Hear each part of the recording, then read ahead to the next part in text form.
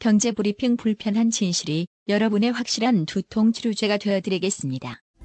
경제 뉴스가 연예 뉴스처럼 쉽게 들리는 그날까지. 경제브리핑 불편한 진실. 경제브리핑 불편한 진실 1월 11일 순서 시작하겠습니다. 최근 우리 사회에 과로 가지고 얘기하는 분들이 상당히 많죠. 네. 과로 사회다 뭐 이런 신조어도 있고요. 그래서 그런가 오늘 SBS 취재 파일이라는 내용이 상당히 눈길을 끌더라고요. 여기서 뭘 다루고 있냐면요. 우리 몸에서 분비되는 이른바 행복 물질이라는 게 따로 있대요. 엔도르핀 이것도요. 이 물질이 먼저 나와서 뇌를 자극해야 분비가 된다는 거예요. 그러니까 이 물질이 없으면 엔도르핀도 나오지가 않는다는 거죠. 도대체 이게 뭐냐? 아난다마이드란 물질이라고 합니다. 네. 이게 뭐냐면요. 마라톤을 할 때 일정한 시간을 넘어서면 희열을 경험한다. 이런 분들 많잖아. 러너스 하이. 그렇죠. 요때 경험하게 도와주는 물질이 바로 이 아난다마이드 이거라고 합니다. 일상생활에서 공포심과 불안감을 이기게 하고요. 긍정적인 사고를 유발하는 기능이 있다. 전문가들은 이렇게 설명을 하고 있죠. 근데 이 아난다마이드가 모든 사람한테 다 나오는 양이 뭐 비슷하고 이러면 딱 좋겠지만 그게 아니라는 데 문제가 있죠. 사람들마다 분비량에 차이가 있다고 합니다. 특정 효소가 이 물질의 분비를 촉진하는데 흥미로운 것은요. 아난다마이드 분비를 촉진하는 효소를 가진 사람의 비율이 민족마다 좀 차이가 난다는 거예요. 특히 한국인 같은 경우에는 14%만 이 효소를 제대로 가지고 있고요. 북유럽에서는 21%, 그리고 나이지리아 이런 아프리카 쪽에서는 45%나 가지고 있답니다. 네. 이걸 역으로 생각하면 어떻게 되겠습니까? 아프리카인들 상대적으로 가난하게 살지만 행복해 보이는 모습들 우리가 많이 볼 수 있잖아요. 우리 요즘 만나고 있는 샘 오추리 같은 경우에도 항상 행복해. 이 물질이 많기 때문이 아닐까 이런 생각이 들고요. 또 저희 빼고 우리가 주변에서 만나는 우리나라 분들 보면 항상 얼굴이 우울해. 혹시 이게 부족하기 때문이 아닐까 이런 생각이 든다는 거죠. 아, 지금 이 효소를 가진 사람의 비율이 한국인은 14%라고 하셨잖아요. 그렇죠. 그럼 없는 사람이 86%라는 얘긴데 그럼 한국 사람들은 엔돌핀이 안 나온다는 얘기예요? 아, 설마 그렇진 않겠죠. 아난다마이드가 있으면 엔돌핀의 분비를 촉진시킬 수가 있다고 설명을 드렸었잖아요. 네. 문제는 이렇게 아난다마이드란 물질이 있는 분들은 조그만 거에도 기뻐하고 행복해지는데 이게 없는 분들은 진짜 아주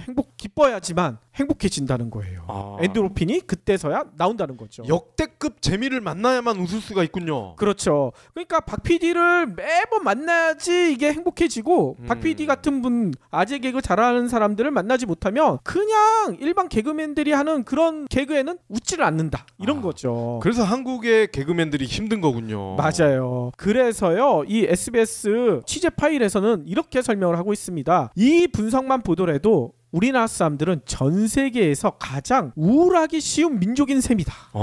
이렇게 분석할 수가 있겠죠. 그래서 우리나라 자살률이 세계에서 가장 최고라고 하잖아요. 네. 그 이유도 여기에서 유추가 될 수가 있다. 이렇게 설명하는 거죠. 그런데요. 심리학자들은 재미있는 분석도 내놨다고 합니다. 아난다마이드란 행복 물질이 적은 민족일수록요. 부지런한 일벌레라는 거예요.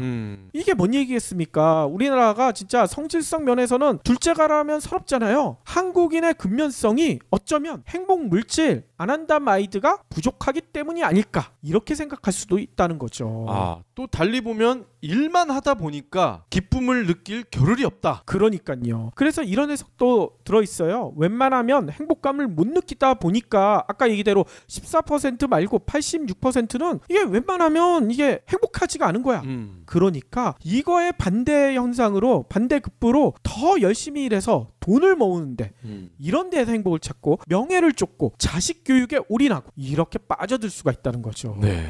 달리 말하면 뭔가 몰입하고 성취를 통해 자긍심과 행복을 느끼는 민족이 우리 민족의 유전적 특성이다. 이런 해석도 가능하다는 얘기인 겁니다. 예. 그러니까 자연 환경도 사실 우리가 유럽이나 북미에 비해서는 각박하다고 볼 수가 있죠. 그렇죠. 거기다가 예전부터 외세 침략도 많이 받아왔고 전쟁도 많이 겪었고 이러다 보니까 민족적 특성이 나타나는 것 같기도 해요. 그러니까요. 물론 지금 소개해드린 SBS 취재 파일에 나와 있는 이 해석 전적으로 맞다 이렇게 설명드린 건 절대 아닙니다. 그렇지만 한번 생각은 해볼 수가 있을 것 같아요. 그쵸. 우리가 왜 이렇게 진짜 우울하게 살고 있고 왜 이렇게 일에만 몰입해가지고 모든 행복을 버리고 있는지 이걸 한번 생각해 봐야 될 것 같고요. 그래서요, 행복 호르몬 아까 얘기했던 아난다마이드가 없더라도 이거를 좀 높일 수 있는 방법, 비법 이걸 좀 생각해 봐야 될 것 같아요.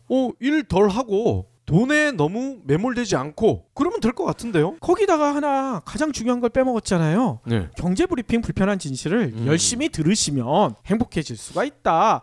그럼 제가 부담스러운데 이 아재에게 그 비중을 키워야 된다는 얘기잖아요. 그렇죠. 요즘 박 PD가 제 말을 너무 안 들어요. 그래서 제가 이런 식으로 역으로 또 얘기를 드리고 있습니다. 좀 더 네. 열심히 노력하시라고요.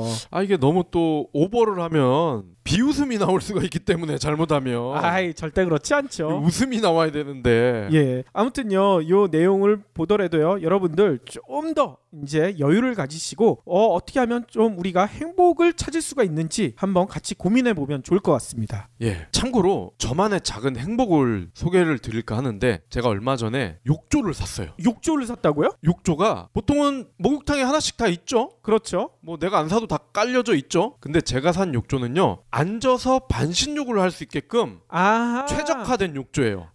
온라인이나 이런 데서 많이 팔더라고요. 그렇죠. 그렇다 보니까 이게 생각보다는 그렇게 크지 않아요. 성인이 앉아서 반신욕을 할 수가 있다. 왜냐? 그래야 물을 아낄 수가 있거든요. 그렇죠. 그러려고 만든 상품인데 여기에 딱 뜨거운 물 받아놓고서 또 옵션으로 덮개를 팝니다. 예. 이 덮개를 덮으면 물이 천천히 식는 효과, 그리고 그 위에 책이나 태블릿을 올릴 수가 있어요. 어허. 그러면서 반신욕도 하고 책도 보고 영화도 보고 얼마나 행복한지 몰라요. 그래서 그런가 요즘 들어서 박 PD 얼굴이 상당히 깨끗해졌어요. 그 효과가 있었군요. 네. 반신욕만 3일에 한 번씩만 해도 정말 행복하다는 거 직접 경험해 보시면은 제 말을 믿으실 수가 있을 겁니다. 그 욕조 저도 사야 되겠네요. 예. 그리고 많이 비싸지도 않아. 욕조가 10만 원대 초반이에요. 그래요? 예. 그러면 오늘 꼭 챙겨야 할 경제 브리핑.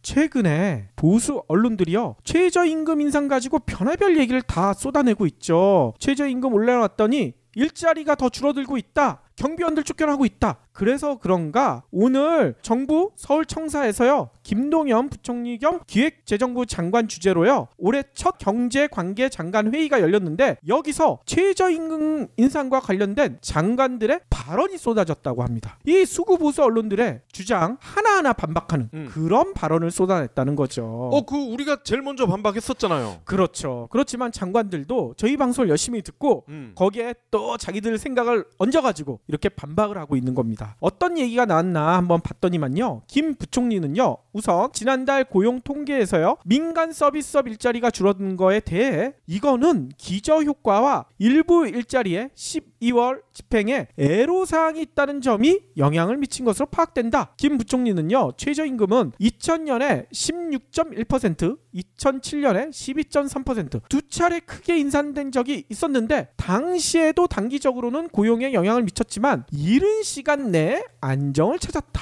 이런 설명도 붙였어요. 그래서 이번에는요, 일자리 안정자금 등 지원 방안을 만든 만큼 더 빨리 안정을 찾을 것으로 생각한다. 이런 얘기도 했다고 합니다. 김 부총리는요, 이어서요, 우리나라 근로자 중 저임금 근로자 비중이 23.5%. 이거 저희가 여러 번 말씀드렸었잖아요. OECD 가입국 중 가장 많어. 근데 이런 분들 그냥 이 저임금에 그대로 고통받게 놔두면 안 된다. 그런 얘기 많이 드렸잖아요. 네. 김 부총리도 같은 얘기를 하셨어요. 어려운 처지에 있는 분들에게 적정 임금을 지급해서 더불어 사는 공동체를 만드는 것이 최저임금의 목적이다. 이런 강조까지 했다는 얘기인 거죠. 또 김부겸 행안부 장관도요, 이런 얘기를 했습니다. 경비원 해고 이거 조선일보나 동아일보에서 엄청 난리를 치고 있잖아요. 경비원 해고 논란이 된 아파트 여러분들 다들 알고 계시죠? 서울에서 가장 비싼 아파트 현대 아니에요? 맞습니다. 압구정 현대 아파트. 여기에 대해 이런 얘기를 했습니다. 평당 시가가 6천만 원이 넘는 아파트 주민들이 가구당 겨우 월 4,500원의 비용을 감당하지 못한다고 한다. 이렇게 해서 우리 공동체가 계속 갈 수 있겠느냐, 이런 지적을 했다는 겁니다. 월 4,500원이 이들한테는 그렇게 큰 돈이다. 얼마나 그분들이 빡빡하게 사는지를 알 수가 있을 것 같아. 나는 평당 시가가 6천만 원이 넘는 아파트에 사는 분들이 월 4,500원이 정말 큰 돈이야, 이 사람들한테는. 그러니까 말이죠. 이게 말이 안 되는 얘기 아닙니까? 김 장관은요 이런 얘기도 했습니다. 소득주도 성장을 떠나 현재 최저임금 기준은 최소한 받아야 할 금액이다. 최저임금 인상은 경비원도 사람답게 살아가자는 패러다임으로 전환해 정부가 끌고 가는 것이 아닌 새로운 성장 동력을 찾아보겠다는 것이다. 이렇게 강조를 하셨어요. 또 김영주 고용노동부 장관도요 이런 얘기를 했습니다. 한 달에 157만 원 가지고 한국에서 살아갈 수 있겠느냐? 최저임금 이거 비판하는 기자들 니네 한번 157만 원 가지고 살아봐라 이런 얘기를 하는 거죠. 그러면서요 인상된 최저임금이 1월부터 적용됐지만 급여일 차이로 2월 중순부터 일자리 안정자금을 신청할 수 있다. 필요한 사람들은 다 신청하시라. 일자리 안정자금의 효과를 보려면 3월은 돼야 한다. 그때 이후에 다시 최저임금 가지고 논의해보자 이런 얘기를 하신 겁니다. 뿐만 아니라 이날 회의에 참석했던 박능우 보건복지부 장관도 이런 얘기를 했어요. 한국은 노인 빈곤율이 OECD 국가 중에 가장 높다. 이거 부끄러워서 얼굴 들고 살겠느냐. 우리나라 60세 이상 근로자 중 47%가 최저임금의 영향을 받고 있는데 최저임금으로 임금 수준이 높아지고 올해 9월 기초연금이 인상된다면 부끄러운 노인 빈곤율 이것도 해결할 수 있지 않겠느냐. 국민들이 대의적인 관점에서 바라봐주길 부탁드린다. 이런 얘기를 하신 거죠. 예. 그리고 경불진 애청자분들은 이미 알고 계실 것 같아요. 보수 언론들에서 예로 드는 사례들 이거 아주 극소수의 이례적인 거예요. 현대 아파트에서 경비원들을 다 잘랐다. 우리 동네 아파트 아무 문제 없어. 그러니까요. 우리 아파트도 마찬가지고요. 전국에서 몇 안 되는 사례들을 아주 극소수의 사례를 뽑아서 크게 내는 거 이 저희가 뭐겠습니까? 여론을 왜곡하려고 하는 거거든요. 맞습니다. 오늘 여러 장관들이 얘기한 것 중에 저는 이게 가장 가슴에 와 닿아요. 저희도 여러 번 얘기했지만 최저임금은 사람답게 살 수 있는 최소한의 임금입니다. 이 최저임금보다 원래는 더 받아야 돼요. 이건 아주 최소한의 임금인 거고요. 이것보다 더 높여야 되는데 아직 여건이 거기까지 안 됐으니까 최저임금밖에 못 주고 있는데 이걸 가지고 뭐라고 하는 거. 그 사람들 그 임금 가지고 한번 살아보라고 그렇게 얘기하고 싶어요. 네. 특히 기자들 어제 문재인 대통령과 기자간담회에서도 그 얘기했잖아요. 댓글 많이 달려가지고 자기 힘들다. 최저임금 가지고 한번 살아보세요. 그런 얘기 나오나. 그리고 최근에 저희가 또 깊이 있게 짚어봤잖아요. 이렇게 최저임금이 정말 높다면 이 자영업 사장님들이 과연 사업을 계속 운영을 안 하겠죠. 자기가 그 최저임금을 받아먹지 않겠어요? 그러니까요. 높지 않으니까 계속 알바생을 쓰는 거 아니겠습니까? 다 알면서 그러고 있어.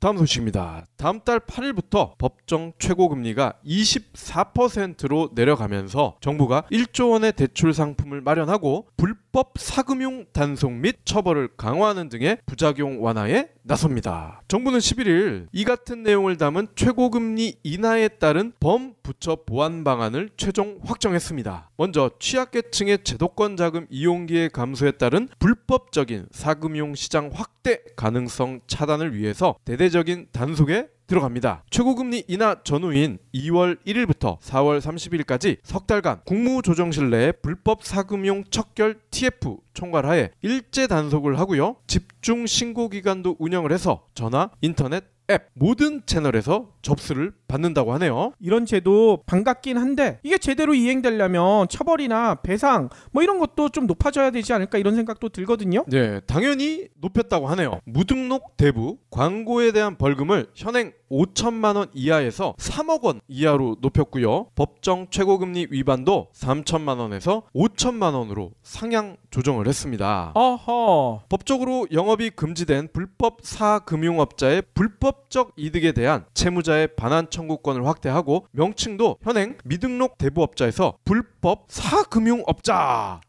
이거 제대로 이름 바꾼 것 같아요. 예, 좀 더 더티하게 느껴지는 이름으로 바꿨네요. 정책 서민 금융 확충을 위해서요. 안전망 대출 요 가칭이긴 한데 이 안전망 대출을 만들어서요 2020년까지 3년간 한시적으로 운용을 하고요 1조 원을 공급할 계획입니다. 지원 대상은 2월 7일 이전 금리 24% 초과 대출을 받은 분이고 해당 대출의 만기일이 3개월 이내로 임박해서 만기 연장에 어려움이 있을 수 있는 저신용, 저소득자입니다. 이거는 어디서 신청할 수 있나요? 전국 15개 시중은행에서요. 국민행복기금 재원을 통한 100% 보증 방식으로 운영이 됩니다. 3년간 1조 원 공급을 목표로 하되 상품 수요 추이를 봐가면서 공급 목표를 탄력적으로 운영한다고 하네요. 어허. 대출 한도는 최대 2천만 원 이내에서 고금리 대출을 대환을 하고요. 금리는 12에서 24% 수준입니다. 대출을 성실하게 상환하면 금리 인하 혜택이 적용되고요. 그렇군요. 아니 이렇게 최고 금리가 24%로 인하되는 거 반갑긴 한데 좀 더 내렸으면 더 좋겠다 이런 생각도 들어요. 아, 그렇죠. 저희 방송 듣고 있는 직장인 분들은 다 이거 고민 시작하셨을 것 같아요. 연말정산 이거 제대로 해야 13월에 보너스가 될 테고 이거 제대로 못하면 세금 폭탄을 맞을 수도 있잖아요. 네. 국세청이요 오늘 오는 15일부터 2017년도 귀속 연말정산 서비스를 편리하게 이용할 수 있는 홈택스에서 연말정산 간소화 서비스를 제공한다 이렇게 밝혔다고 합니다. 15일부터는 홈택스 접속이 좀 느려지겠어요? 그럴 것 같아요. 15일 오전 8시부터 이걸 이용할 수가 있다고 합니다. 그러니까 오전 8시에는 웬만하면 안 들어가야 되겠죠. 네. 하루나 이틀 뒤에 들어가셔야지 좀 원활하게 이용하실 수가 있을 것 같아요. 아니 그러면 연말정산 간소화 서비스 많이 이용하셨을 텐데 올해는 뭐가 달라졌느냐? 올해 보니까요. 의료비 공제 자료가 조회되지 않으면요. 17일까지 의료비 신고센터에 신고를 할 수가 있대요. 그래서 수정 요청을 받은 의료기관은 18일까지 제출하면 된다고 합니다. 최종 수정된 의료비 자료는요. 20일부터 다시 확인할 수가 있대요. 그쵸. 이 의료비 공제 폭이 크니까 잘 챙겨야죠. 그렇죠. 그리고요. 올해부터는요. 교육비 중 학자금 대출 원리금 상환 자료 그리고 초중고의 체험 학습비 그리고 신용카드로 중고차 사시는 분들도 있죠. 이런 자료도 추가로 제공될 예정이라고 합니다. 이야, 이 차 구입비는 그동안 정산 대상이 아니었는데. 그렇죠. 중고차를 구입할 경우에는 올해부터 그것도 신용카드 등으로 구입할 경우에는 자동으로 이게 연말정산 간소화 서비스를 받을 수가 있다는 거죠. 또 한국장학재단으로부터 수집한 학자금 대출 상환액 이것도요. 연말정산 간소화에서 대출받은 본인의 소득세액 공제 자료로 조회가 된다요. 근데 자녀가 대출받았으면 부모의 공제 자료로는 조회가 되지 않는다고 합니다. 이거 유념하셔야 될 것 같아요. 그리고 초중고 정규 교육 과정 중 하나에 학교에서 주관하는 현장 체험 파스 있죠? 네. 이것도 돈을 꽤 내잖아요. 여기에 지출한 금액에 대해서 1인당 30만 원까지 교육비 세액 공제를 받을 수가 있다고 합니다. 아까 중고차도 가능하다고 하셨잖아요. 이거를 100% 다 해주나요? 그건 아니고요. 신용카드 등으로 중고차를 사게 되면 구매 금액의 퍼센트 많지는 않죠. 10%에 해당하는 금액을 신용카드 등 소득공제 대상 금액에 포함해서 간소화 서비스를 제공한다고 해요. 그러니까 10% 전체에 받는 것도 아니고 신용카드 여기에 포함되는 거니까 이것보다 좀 줄어들 수가 있는 거죠. 아무튼 이런 자료가 조회되지 않을 때는요. 카드사로부터 신용카드 등 사용금액 확인서 이거를 재발급해 주세요. 이렇게 재발급을 받아가지고요. 다니고 있는 회사에 제출해야 된다고 합니다. 또 18일 오전 8시부터는요. 편리한 연말정산 서비스에서요. 공제신고서 작성, 예상세액 계산 이런 메뉴도 이용할 수가 있대요. 또 이렇게 이용하다가 이거 잘 못하겠는데? 너무 어려워 이러신 분들은요. 해당 회사에 서무 보시는 분들한테 부탁드려도 될 텐데 이분들도 그때는 엄청 바쁘잖아. 이런 거 물어보면 짜증내세요. 그쵸. 그럴 경우에는 어떻게 하면 되냐면요. 국세상담센터가 따로 있다고 합니다. 이게 국번 없이 126으로 가면 된대요. 여기서 상담 받으셔도 되고요. 전국에 있는 세무서 여기를 방문해도요. 홈택스 이용 방법과 세법에 대한 상담 서비스를 받을 수가 있다고 합니다. 장담하는데 한 100명도 안 간다. 아니 근데 의외로 여기 가서 받으시는 분들도 계세요. 왜냐면 어르신들은 이거 잘 못하거든요. 그러면 오늘 섹션 시작할 텐데요. 오래간만에 자동차 이야기입니다. 네, 저희가 작년 초였던 걸로 기억이 납니다. 아우디 평택항에 묶여있다. 왜 묶여있냐? 사고를 크게 쳐가지고 정부에서 판매 허가를 안 해줬기 때문에. 그렇죠. 차는 이미 배를 타고 평택으로 왔는데 팔 수가 없으니 어쩔 수 없이 평택항에서 무기한 대기를 하고 있다. 근데 문제는 평택항이잖아요. 항. 그렇죠. 바다가 옆에 있다는 얘기죠. 염분이 많기 때문에 차에 좋은 영향을 미치지는 않을 것이다. 그런데 언제 이 차들이 알게 모르게 팔릴지도 모른다. 이거 조심해라. 이렇게 말씀을 드렸었잖아요. 기억납니다. 아 진짜 돗자리를 깔아야 되겠어. 이때 아우디 측에서는 분명히 그랬어요. 절대 이 평택항에 있는 차를 국내용으로 판매하는 일은 없을 것이다. 그랬었잖아요. 그랬었죠. 근데 그 약속을 어겼네요. 어허. 최근에 아우디 코리아가 슬금슬금 이들 차를 팔기 시작했어요. 그래요? 1년 넘게 보관돼 있던 대형 세단이죠. A7 중에서도요 50 TDI 이 버전이라고 합니다. 아니 이렇게 1년 넘게 비바람 다 맞은 그런 차라면 50% 정도 할인해가지고 파는 거 아닐까요? 반값에 할인을 해주면은 나름 합리적일 것 같은데 예. 공식적으로는요 10% 할인을 해줬대요. 에이 너무 짜. 근데 더 웃긴 거는 완판, 그것도 하루 만에. 이게 다 팔렸다고요? 예, 143대의 A7이 하루 만에 완판이 됐다고 합니다. 이게 무슨 일일까요? A7 50 TDI는 뭐 이제 옵션에 따라 차이는 있겠지만 제가 알기로는 뭐 8천만 원에서 1억 가까이 육박하는 아주 고가의 차거든요. 근데 하루 만에 143대가, 그것도 염전 평택 에디션임에도 불구하고 다 팔렸다는 거야. 어허, 뭔가 꼼수가 있을 것 같은데요. 자, 그러면은 일단 아우디 입장에서 한번 우리가 생각을 해보자고요. 어떤 분은 이거를 젓갈 에디션이라고 표현을 하더라고요. 비바람 다 맞았으니까. 예, 짠물에 이렇게 1년 가까이 간접적으로 노출이 된 이 제품을 133대, 그것도 8천만 원 왔다 갔다 하는 고가의 차가 하루 만에 다 팔렸을 때 아우디가 어떻게 생각을 할까? 이 코리아 소비자는 호구입니다. 이러지 않을까요? 근데 흉내가 좀 이상해. 좀 발음이 좀 이상한가? 네, 좀 더. 이 독일어라 가지고 내가 잘 못하겠네요. 차라리 일본 차였으면 그렇긴 해요. 아마도 그렇게 생각했을 거예요. 그러면 요번에 팔리는 143대 말고도 더 많은 차가 아직도 남아있다는 얘기인 거죠? 남아 있습니다. 일단 A7부터 풀어서 간을 본 거죠. 아하. 그나마 가장 상품성이 떨어지지 않는 제품들이란 말이죠. 자, 그리고 아우디의 모 그룹인 폭스바겐, 얘네도 지금 차 인증이 더뎌지면서 거의 1년 동안 놀았단 말이에요. 그랬었죠. 그러면 얘들도 이 아우디도 저렇게 하루 만에 완판이 됐어? 그럼 우리도 저런 식으로 한번 꼼수를 부려볼까? 이렇게 생각을 할 거 아닙니까? 당연히 그러겠죠. 분명한 거는 디젤게이트의 장본인인 폭스바겐, 한국에서는 아직 분명한 사과와 보상 없이 유야무야 끌고 있다는 거. 그렇죠. 아직도 끌고 있어요. 이게 뭘 어떻게 하겠다 이런 게 없습니다. 그러니까요. 저희가 어제 얘기했던 집단소송제가 제대로 발의가 됐었으면 뭐 어떻게 됐었을 텐데, 어제 설명드린 대로 이게 공동소송밖에 안 됐었잖아요. 그렇죠. 그러니까 얘네들은 그냥 개무시하는 거예요, 우리나라 소비자들을. 근데 아우디가 완판되는 걸 보고 희망을 갖게 될 거라는 거죠. 아하. 자, 그리고 아까 공식적으로는 10%라고 말씀을 드렸잖아요. 근데 제가 이 딜러한테 물어봤더니 그게 아니고요, 그거는 뭘 모르는 기자들이 그냥 막 써서 그런 거고요 라고 이렇게 얘기를 하더라고. 그러면 할인이 더 있다는 얘기인 건가요? 그렇죠. 알고 봤더니 약 30% DC를 해줬더라고요. 30%? 예, 그리고 여기다 플러스 취등록세, 이거를 아우디에서 대신 내줬다는 거야.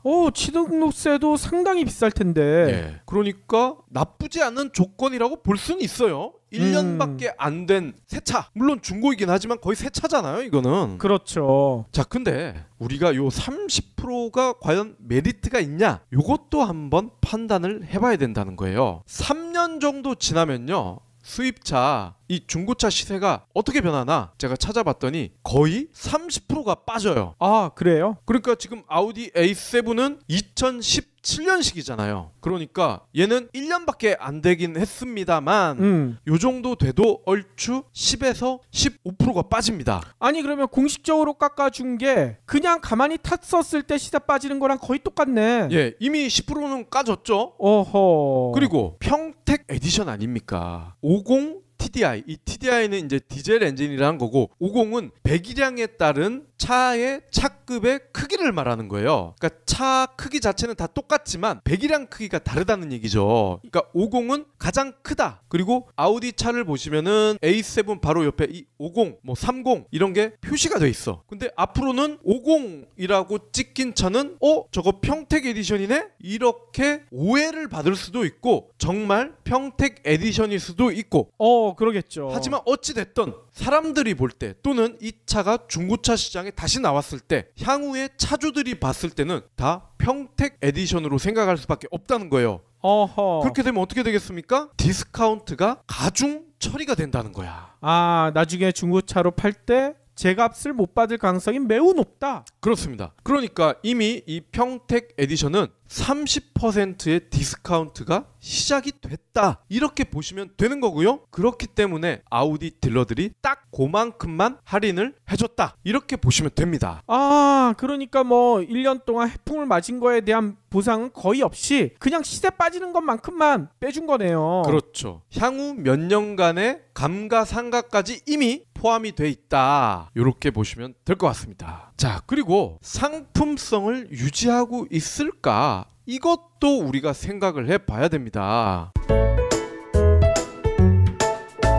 2016년에 판매 중단이 된 이후에 평택항에 보관된 차량을 지속해서 그냥 그대로 모셔왔어요. 2016년 버전은 아직까지는 시판이 되지 않았어요. 물론 아우디에서는 2016년식은 자기네들이 그냥 시승차라든지 뭐 사고가 났을 때 차 바꿔주는 서비스 이런 거 있잖아요. 예. 잠깐 빌려주는 거 요런 용으로 자체 흡수를 하겠다라고 밝혔는데 이거 알 수가 없죠. 그러니까요. 중고차 시장으로 팔아가지고 다시 이 중고차를 팔아먹는 방법도 충분히 있을 수가 있으니까 이건 알 수 없는 거고, 보통 이 PDI 센터라는 게 있습니다. 차량이 출고되기 전에 공장 같은 곳에 이렇게 보관을 해요. 예. 근데 이 보관 기간이 언제가 될지는 아무도 몰라. 인기가 있는 차는 금방 빠질 것이고 인기가 없는 차는 재고 쌓아두듯이 마냥 대기를 하는 거예요. 근데 아우디 측에서는 이렇게 설명을 해요. PDI 센터에서는 늘 하는 점검 작업들이 있다. 그렇기 때문에 얘들이 상품성은 전혀 문제가 없다. 이렇게 주장을 하고 있습니다. 거기다가 우리가 평택 에디션에 한해서는 인텐시브한 케어 프로그램을 적용을 해서 판다.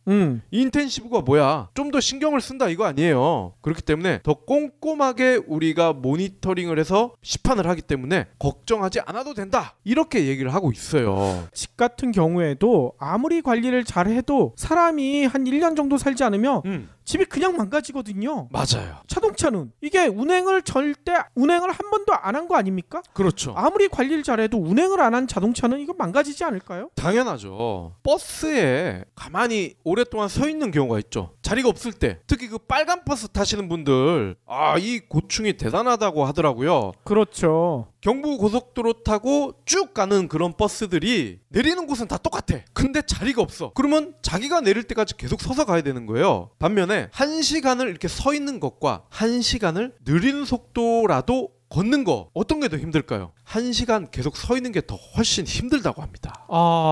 왜 그럴까요? 움직이지 않기 때문에. 차도 마찬가지예요. 차를 이렇게 1년, 2년 그것도 바닷바람 맞으면서 가만히 놔뒀을 경우에 어떤 문제가 일어나느냐? 첫 번째, 경화 현상이 일어난다고 합니다. 경화가 뭘까요? 경화, 딱딱하게 변하는 현상. 우리 할아버지나 어르신들 보면 나 다리가 굳은 것 같아 이런 표현을 하시잖아요. 그렇죠. 자동차도 이렇게 굳는다는 거예요. 아하. 그리고 우리 자동차들은 윤활유 같은 기름들이 돈단 말이에요. 우리 그렇죠. 몸속에 피가 혈관을 타고 돌듯이 차도 그런 역할을 하는 기름 같은 것들이 있단 말이에요. 근데 이거를 1년, 2년 동안 가만히 놔뒀다. 기름이 안 돌았을 거 아니에요. 그러니까 부품이나 이런 것들이 굳을 수밖에 없다는 겁니다. 그렇죠. 내부 부품뿐만 아니라 이 타이어가 이게 굳어버리는 경우도 있을 것 같은데요. 그렇죠. 사람이 안 타면은 차는 가볍겠죠. 근데 차 자체 중량 또한 어마어마하거든요. 그렇죠. 이게 대형 세단 같은 경우는 많게는 2톤이 나가 2톤. 어허. 우리가 타는 아반떼 소나타 이런 것도요 1.5톤 내외가 됩니다.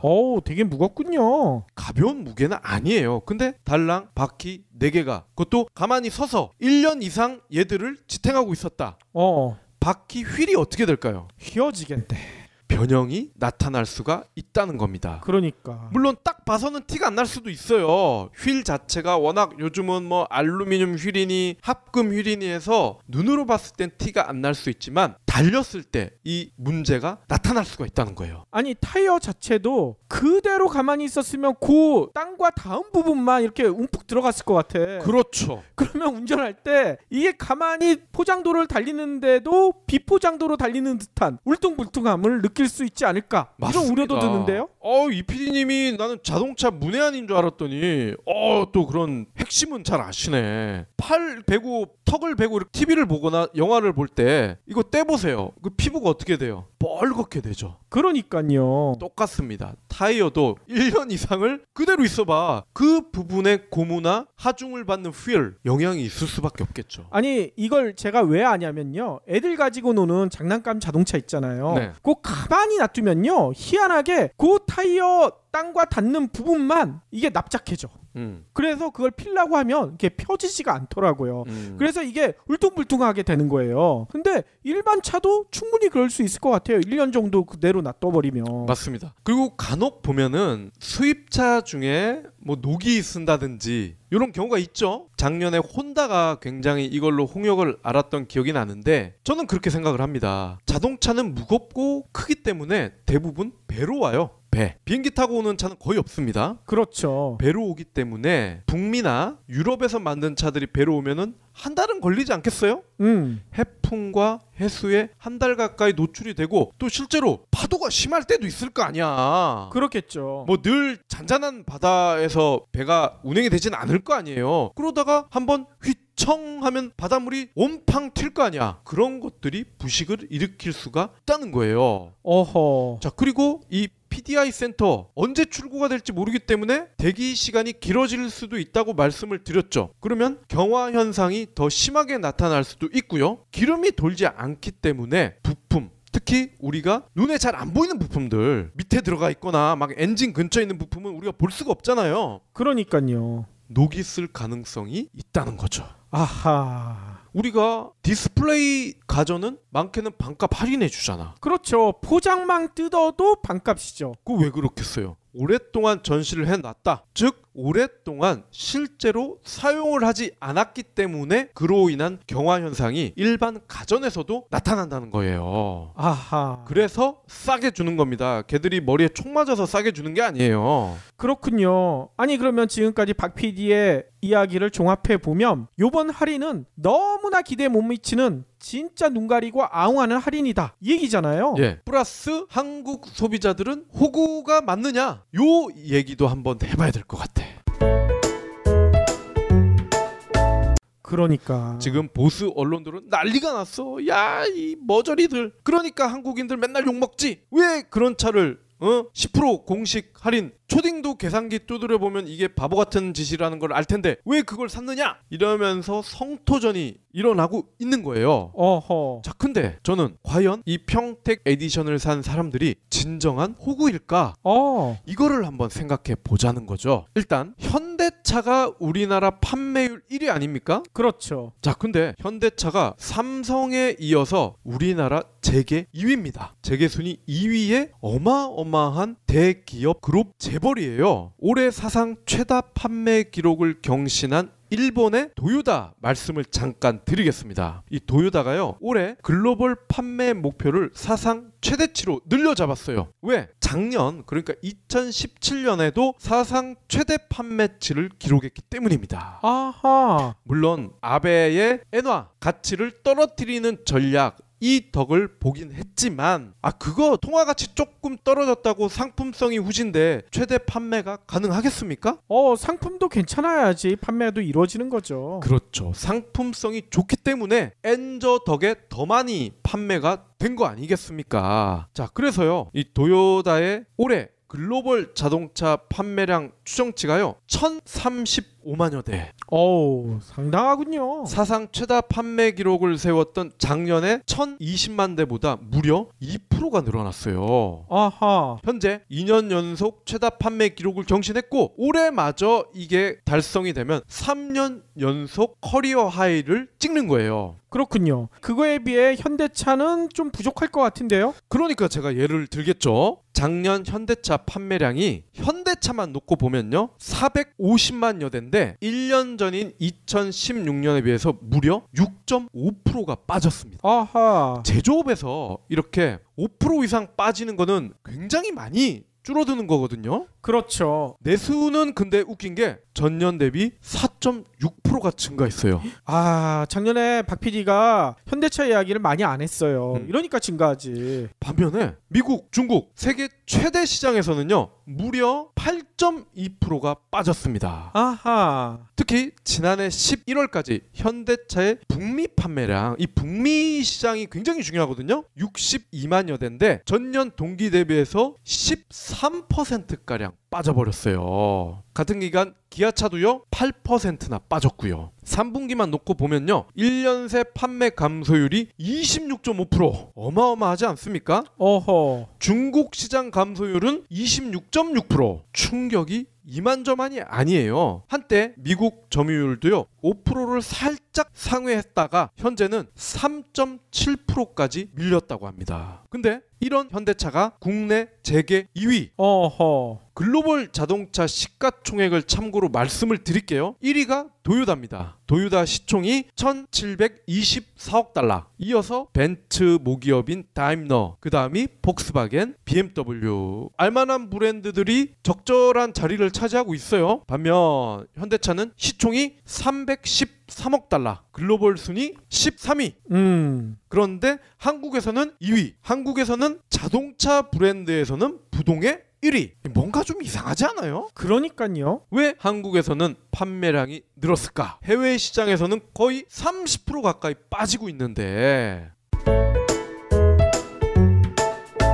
평택 에디션이라고 놀림을 받는 1년 지난 이 저가 아우디를 30%밖에 할인을 받지 못한 이분들 과연 호구라고 할 수 있을까? 이거를 저는 한번 다시 생각해 보자는 겁니다. 자, 그리고 소금기가 많은 차다. 그래서 부식 가능성이 상대적으로 높다. 이렇게 말씀을 드렸습니다. 근데 이거는 분명히 사실입니다. 당연히 소금기가 옆에 있는데 쇠가 조금 더 부식이 빨리 될 수밖에 없겠죠. 그렇죠. 그러면 부식에 관해서도 한번 우리가 얘기를 해보자는 거야. 작년 여름에 현대차 산타페 그리고 맥스크루즈 얘들이 리콜이 됐어요.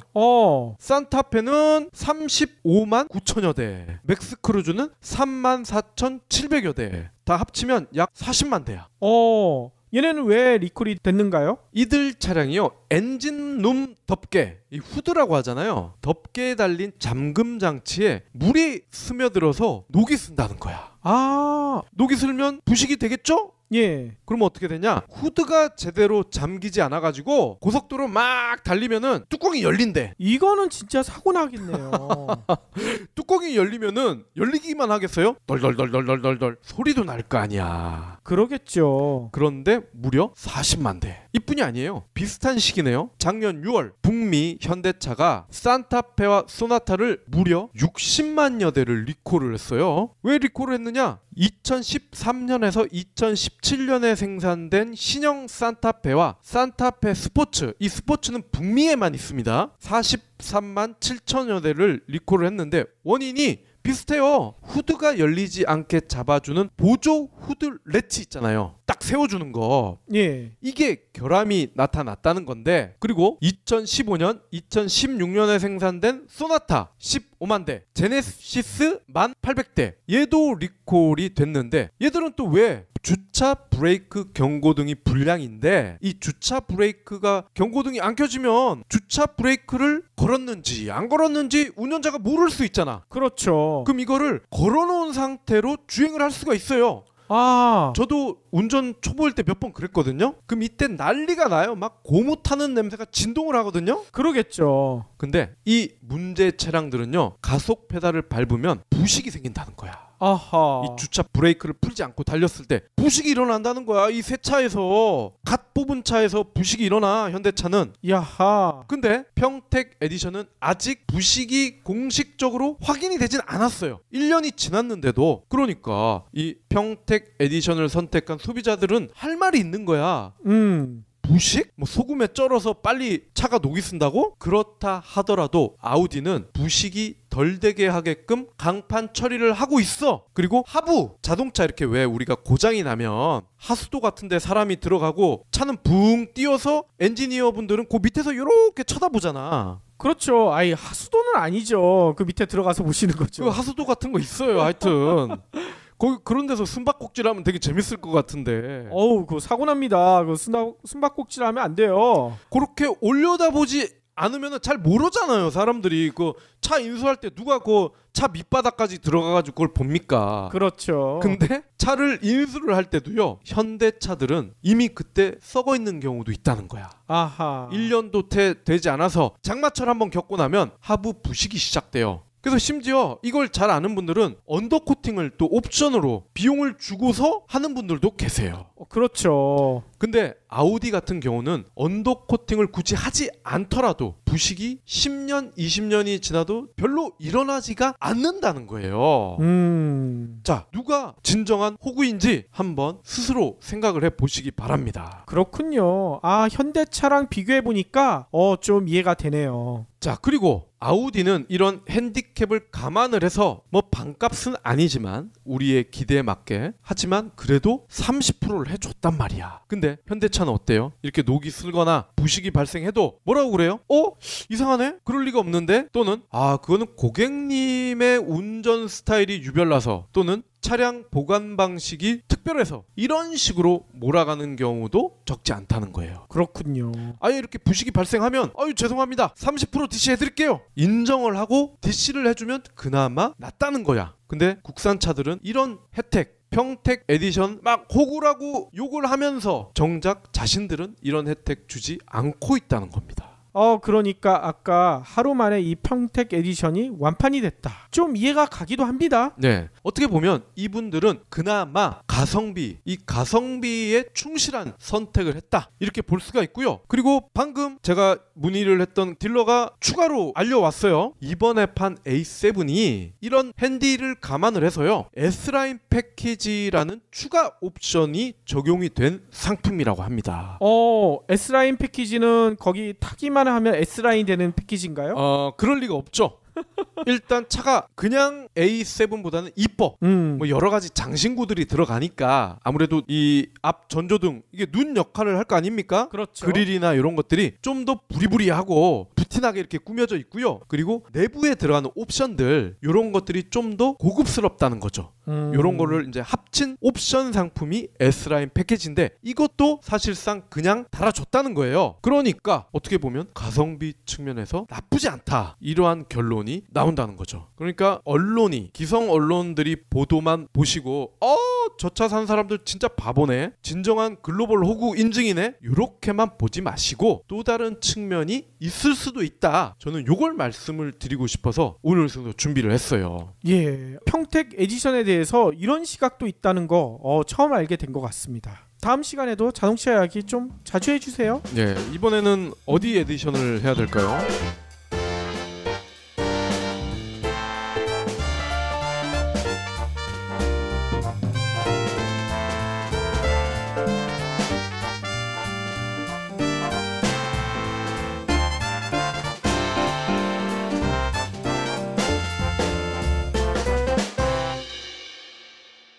경제브리핑 불편한 진실 완주해주셔서 감사합니다. 하트 투척, 댓글 남기기, 계좌 후원 등 다양한 방법으로 힘을 보태주세요. 계좌 정보는 경제브리핑 팟빵 공지 코너에 있습니다. 여러분의 응원, 콘텐츠로 보답하겠습니다. 경제브리핑 불편한 진실이 여러분의 확실한 두통 치료제가 되어드리겠습니다. 경제 뉴스가 연예 뉴스처럼 쉽게 들리는 그날까지.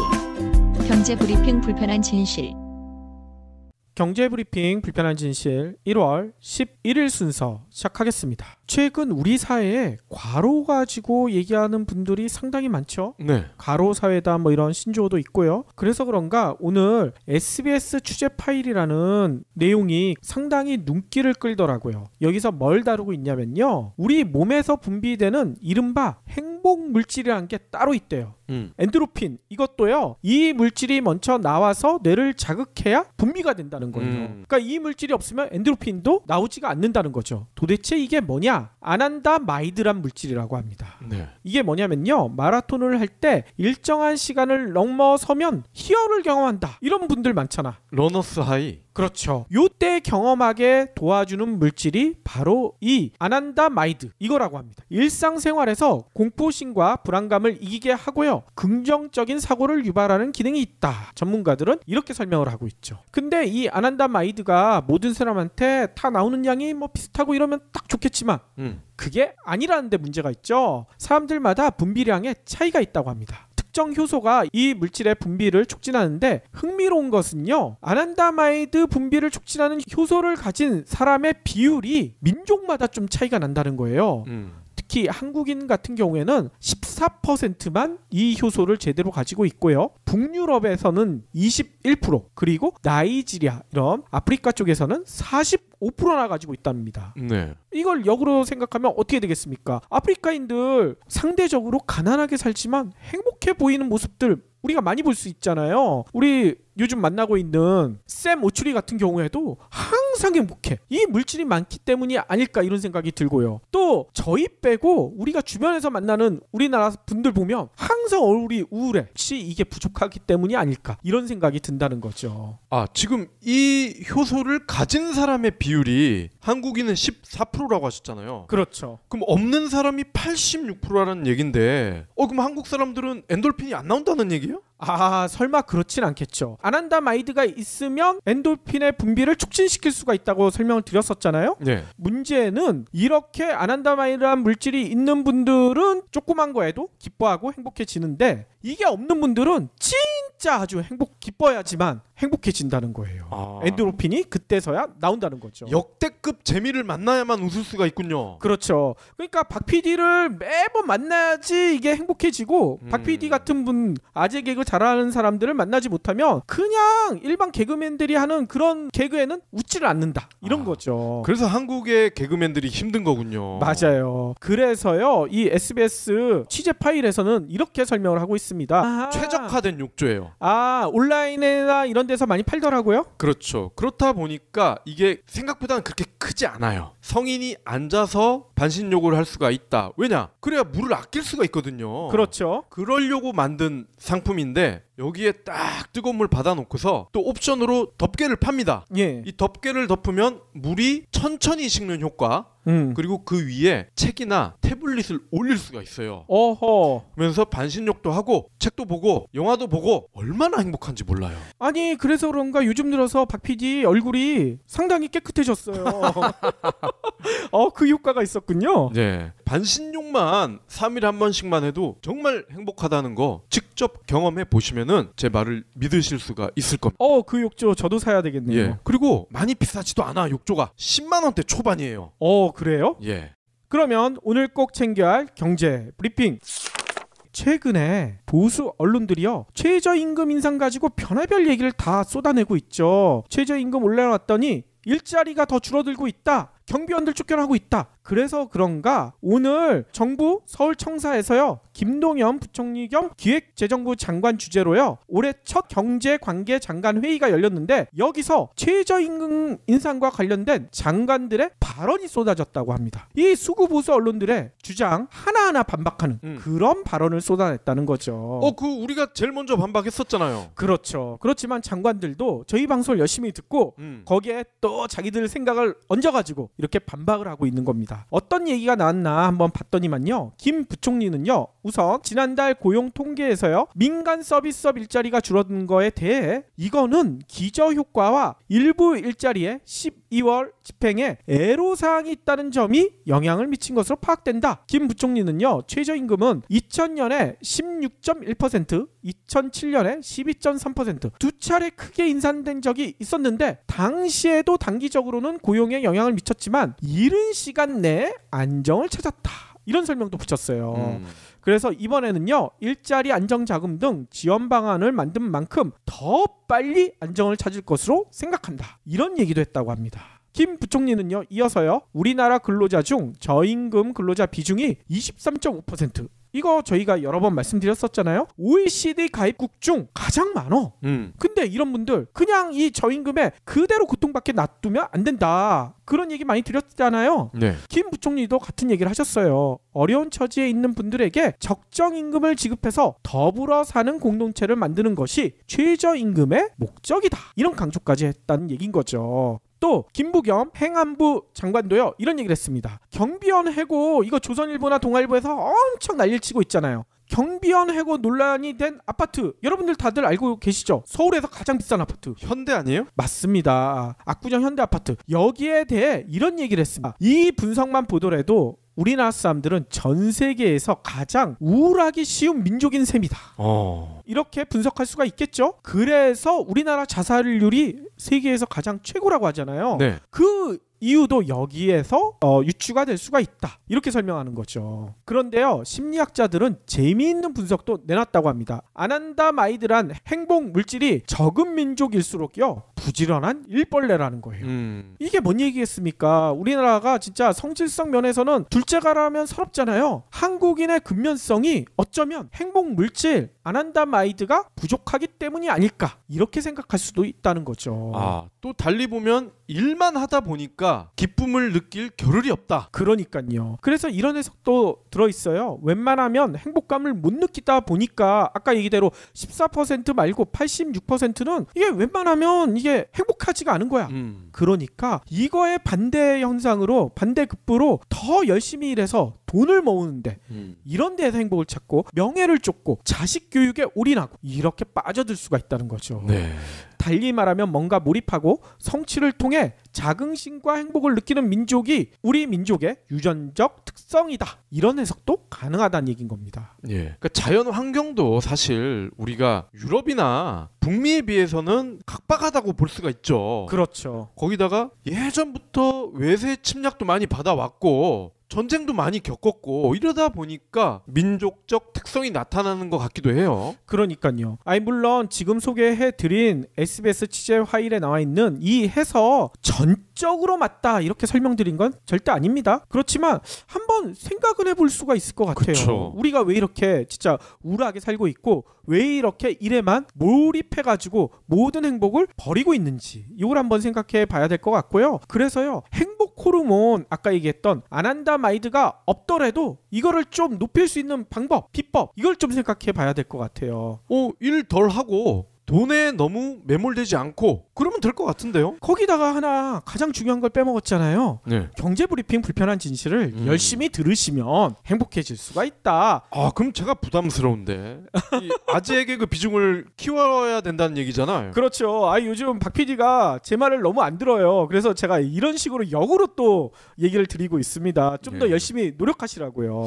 이게 너무 또 오버를 하면 비웃음이 나올 수가 있기 때문에 잘못하면 절대 그렇지 않죠. 웃음이 나와야 되는데 예. 아무튼요, 요 내용을 보더라도요, 여러분들 좀 더 이제 여유를 가지시고 어떻게 하면 좀 우리가 행복을 찾을 수가 있는지 한번 같이 고민해 보면 좋을 것 같습니다. 예. 참고로 저만의 작은 행복을 소개를 드릴까 하는데 제가 얼마 전에 욕조를 샀어요. 욕조를 샀다고요? 욕조가 보통은 목욕탕에 하나씩 다 있죠. 그렇죠. 뭐 내가 안 사도 다 깔려져 있죠. 근데 제가 산 욕조는요, 앉아서 반신욕을 할 수 있게끔 이렇게 최저임금이 정말 높다면 이 자영업 사장님들이 과연 사업을 계속 운영을 안 하겠죠. 자기가 그 최저임금을 받아먹지 않겠어요? 그러니까요. 높지 않으니까 계속 알바생을 쓰는 거 아니겠습니까? 다 알면서 그러고 있어.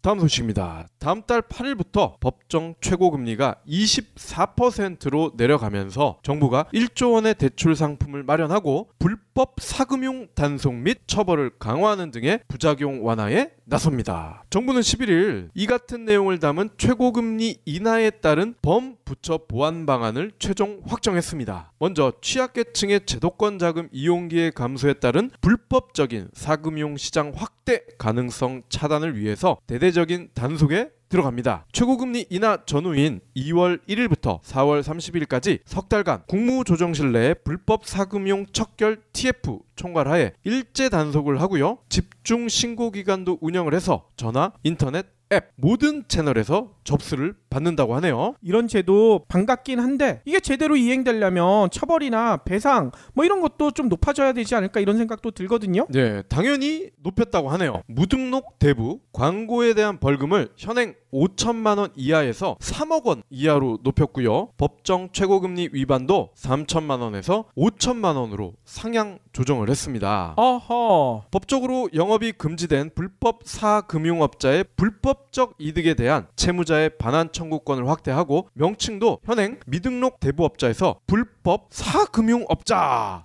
이거 제대로 이름 바꾼 것 같아요. 예, 좀 더 더티하게 느껴지는 이름으로 바꿨네요. 정책 서민 금융 확충을 위해서요. 안전망 대출 요 가칭이긴 한데 이 안전망 대출을 만들어서요 2020년까지 3년간 한시적으로 운용을 하고요 1조 원을 공급할 계획입니다. 지원 대상은 2월 7일 이전 금리 24% 초과 대출을 받은 분이고 해당 대출의 만기일이 3개월 이내로 임박해서 만기 연장에 어려움이 있을 수 있는 저신용 저소득자입니다.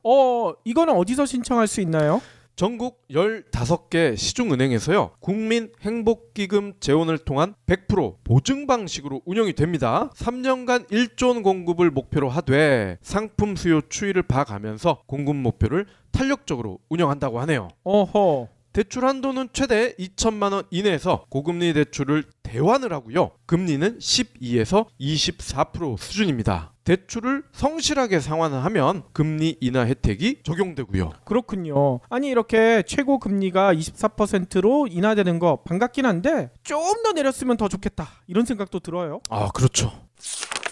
저희 방송 듣고 있는 직장인 분들은 다 이거 고민 시작하셨을 것 같아요. 연말정산 이거 제대로 해야 13월에 보너스가 될 테고 이거 제대로 못하면 세금 폭탄을 맞을 수도 있다. 평당 시가가 6천만 원이 넘는 아파트 주민들이 가구당 겨우 월 4,500원의 비용을 감당하지 못한다고 한다. 이렇게 해서 우리 공동체가 계속 갈 수 있겠느냐 이런 지적을 했다는 겁니다. 월 4,500원이 이들한테는 그렇게 큰 돈이다. 얼마나 그분들이 빡빡하게 사는지를 알 수가 있을 것 같아. 나는 평당 시가가 6천만 원이 넘는 아파트에 사는 분들이 월 4,500원이 정말 큰 돈이야 이 사람들한테는. 그러니까 말이죠. 이게 말이 안 되는 얘기 아닙니까? 김 장관은요 이런 얘기도 했습니다. 소득주도 성장을 떠나 현재 최저임금 기준은 최소한 받아야 할 금액이다. 최저임금 인상은 경비원도 사람답게 살아가자는 패러다임으로 전환해 정부가 끌고 가는 것이 아닌 새로운 성장 동력을 찾아보겠다는 것이다. 이렇게 강조를 하셨어요. 또 김영주 고용노동부 장관도요 이런 얘기를 했습니다. 한 달에 157만 원 가지고 한국에서 살아갈 수 있겠느냐? 최저임금 이거 비판하는 기자들 니네 한번 157만 원 가지고 살아봐라 이런 얘기를 하는 거죠. 그러면서요 인상된 최저임금이 1월부터 적용됐지만 급여일 차이로 2월 중순부터 일자리 안정자금을 신청할 수 있다. 필요한 사람들은 다 신청하시라. 일자리 안정자금의 효과를 보려면 3월은 돼야 한다. 그때 이후에 다시 최저임금 가지고 논의해보자 이런 얘기를 하신 겁니다. 뿐만 아니라 이날 회의에 참석했던 박능우 보건복지부 장관도 이런 얘기를 했어요. 한국은 노인 빈곤율이 OECD 국가 중에 가장 높다. 이거 부끄러워서 얼굴 들고 살겠느냐. 우리나라 60세 이상 근로자 중 47%가 최저임금의 영향을 받고 있는데 최저임금으로 임금 수준이 높아지고 올해 9월 기초연금이 인상된다면 부끄러운 노인 빈곤율 이것도 해결할 수 있지 않겠느냐. 국민들이 대의적인 관점에서 바라봐주길 부탁드린다. 이런 얘기를 하신 거죠. 예. 그리고 경불진 애청자분들은 이미 알고 계실 것 같아요. 보수 언론들에서 예로 드는 사례들 이거 아주 극소수의 이례적인 거예요. 현대 아파트에서 경비원들을 다 잘랐다. 우리 동네 아파트 아무 문제 없어. 그러니까요. 우리 아파트도 마찬가지고요. 전국에서 몇 안 되는 사례들을 아주 극소수의 사례를 뽑아서 크게 내는 거 저희가 뭐겠습니까? 여론을 왜곡하려고 하는 거거든요. 맞습니다. 오늘 여러 장관들이 얘기한 것 중에 저는 이게 가장 가슴에 와 닿아요. 저희도 여러 번 얘기했지만 최저임금은 사람답게 살 수 있는 최소한의 임금입니다. 이 최저임금보다 원래는 더 받아야 돼요. 이건 아주 최소한의 임금인 거고요. 이것보다 더 높여야 되는데 아직 여건이 거기까지 안 됐으니까 최저임금밖에 못 주고 있는데 이걸 가지고 뭐라고 하는 거. 그 사람들 그 임금 가지고 한번 살아보라고 그렇게 얘기하고 싶어요. 네. 특히 기자들 어제 문재인 대통령과 기자간담회에서도 그 얘기했잖아요. 댓글 많이 달려가지고 자기 힘들다. 최저임금 가지고 한번 살아보세요. 그런 얘기 나오나? 그리고 최근에 저희가 또 깊이 있게 짚어봤잖아요.